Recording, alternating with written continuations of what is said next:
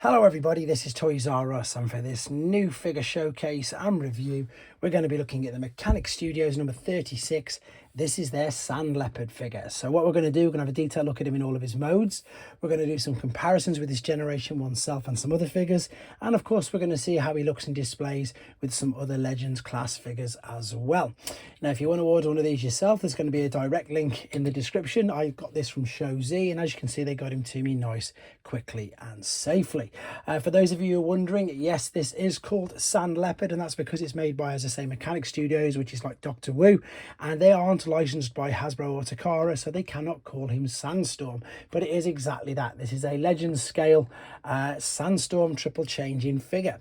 Right, when you purchase the figure, it comes in a package like this. So there is the beautiful artwork on the front, and then we've got the 3 modes on the back. I'm going to show you all the modes. I'm just going to quickly bring this there for you and say pause, just in case you want to read that for yourself.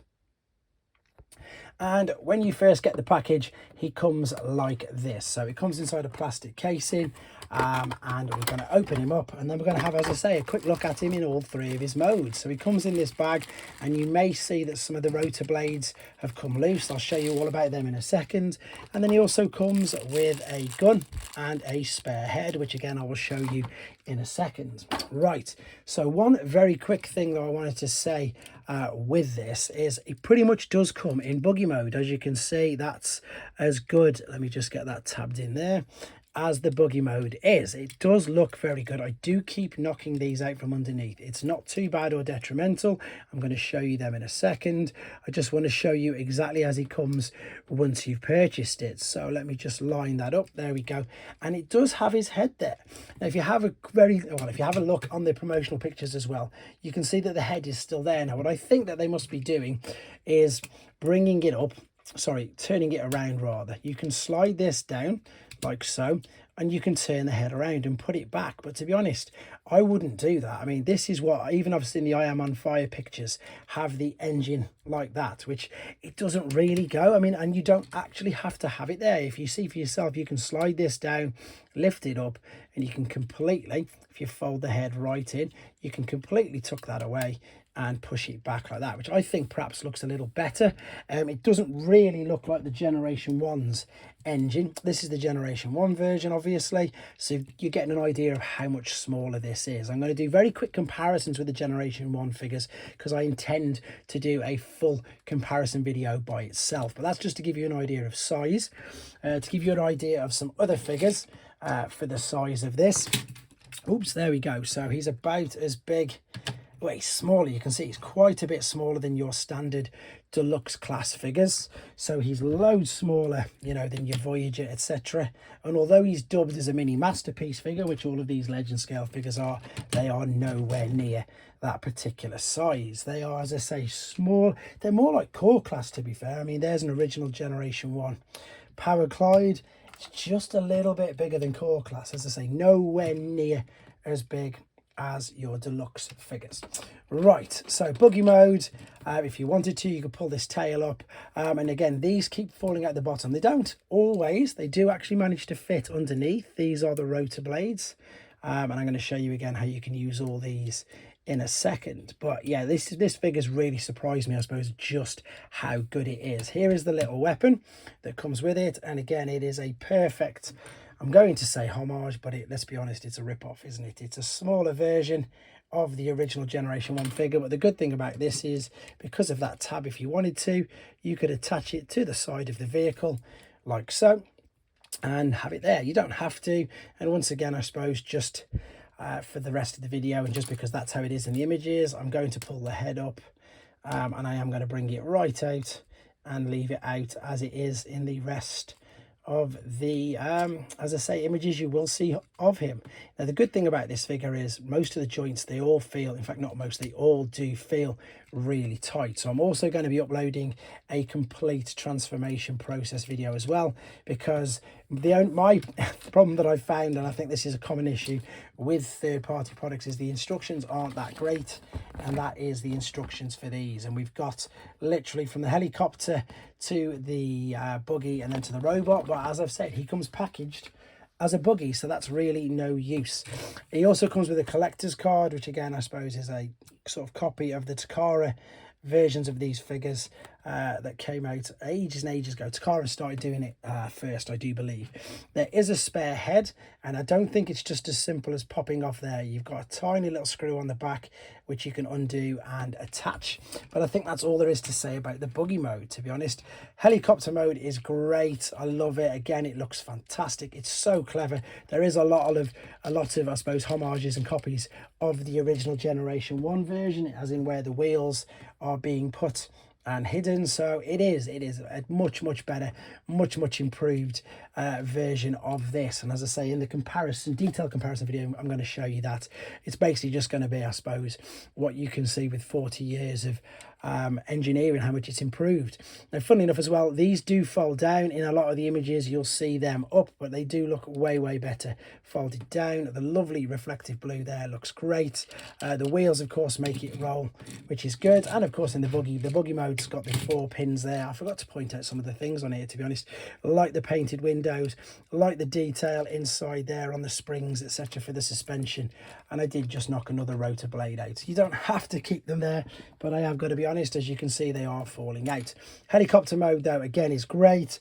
And again, it's, you know, it's relatively small for what it is. Still looks great though. Still looks really good.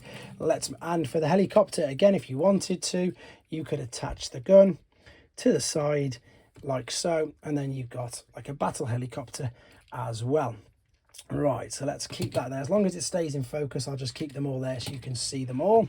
Now let's bring in the main mode then. So the main mode is, of course, the robot. The robot looks spectacular, and now it does look like it's going to try and focus on everything. So what I'm going to do is just clear a little bit of space, because this guy needs it. He needs, yeah, I suppose, just to see how good he is. So the 4 blades on the back, you can take these out or you can keep them there.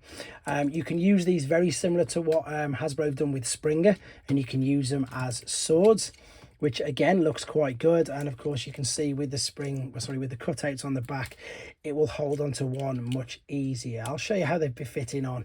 So there's that there, and then this would fit in that as well. But what I've also worked out you can do, if you wanted to, is you could attach these to the side of the arms, a bit like arm blades as well. So it's up to yourself, a little bit like Optimus Prime in Rise of the Beast, if you didn't want to put them in his hands. And I don't think they look too bad, to be honest. I think they look all right attached to the side, but obviously they're not really supposed to. I'm just going to take them all out of the way for now. Let's have a look at this then. So the head sculpt, as I say, is nice. This is the different one. So you've got a toy version, which I think is that, and you've got a cartoon accurate head. So it's up to you which head you want to use. Articulation wise, the shoulders will go up as far as they can before being restricted, but then you've got the carry on there with the orange part. There is a swivel underneath on the bicep. There is a bit of flexion. There is no wrist swivel, but that's because of the transformation. This does move about, but that is due to transformation. Head is obviously, as you've seen, on a peg, so you can turn it any way around, but it is slightly restricted by what's above it. There's still a waist swivel. Again, this does sometimes get caught, but there's enough there for you to move it about. You haven't really got an ab crunch. That's all coming from the ball and sockets for the hips, which will allow it to kick as far up as it can before it hits the top of the skirt. It will bend all the way back. You have got the knee bend, and you've got huge ankle tilt and rock, you can see there with the ball and sockets. But once again, I think this looks really good. Just a little bit of detail there. It doesn't come with a sticker sheet or anything. They've just painted the silver there. There's a little bit of detail on the forearm, and of course you can pop the gun. Oh no, that's the original G1. I wonder if you can actually. Oh, you can. No way. You can put the original G1 in his hand as well, because he's got a small bit. It must be 5mm standard then, or I'm not too sure. I was completely stunned that you could do that, to be fair. I did not realise that you could in fact do that. So very quickly, let's do a few more comparisons. So G1 Sandstorm, quite a bit bigger. G1 Optimus Prime, lots bigger. G1 Bumblebee, he's bigger than that. And here we go. Here's some core class figures to give you an idea. So say he's bigger. He's not as small as a deluxe. Sorry. Yeah, he's not as big as a deluxe, and he's not as small as the core class. Some of the core classes are quite big to him. He just fits himself in between that category. And I suppose this is reflected in the price. This isn't as expensive as the new age figures. But you know, you pay what you get what you pay for. It's a brilliant figure. It does look great. It looks completely tiny compared to some of the other mainline figures, which of course it will. It's not aimed at that. It is, I suppose, sold as a Legends scale type of figure. So let's have a look. So I've got New Age, so it looks like he scales really well with New Age, to be honest. Also, that's Magic Square, which probably isn't too far off. Excuse me. And that is Iron Factory, so not too far off them.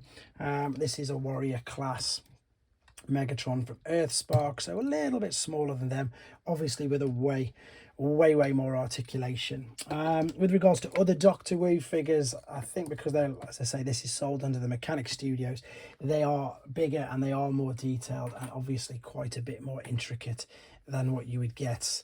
Mine are all on the slant, all my Optimus Primes, than you would from the normal standard Doctor Who figures. But to be fair, I think that's pretty much all I've got to say about this. Keep your eyes open for the full transformation video that's going to be uploaded, and indeed the full comparison with this and the Generation 1 figure itself. Now, I know, I suppose you may think it's negative that they kept falling out, but to be honest, they don't usually. It's just because I'm trying to reach around, etc. You can see under there, all four are, well, I know all three are stored, no problem. Obviously, in the helicopter mode, all four of them are on there, and if you wanted to, you could again still store them all on the back of there. However, I hope I've done this figure some justice, because it's completely blown my mind at how good it is for its size. Hope you enjoyed looking at it. Let me know what you think of him in the comments, and once again, there is a direct link if you want one yourself from Show Z. Take care.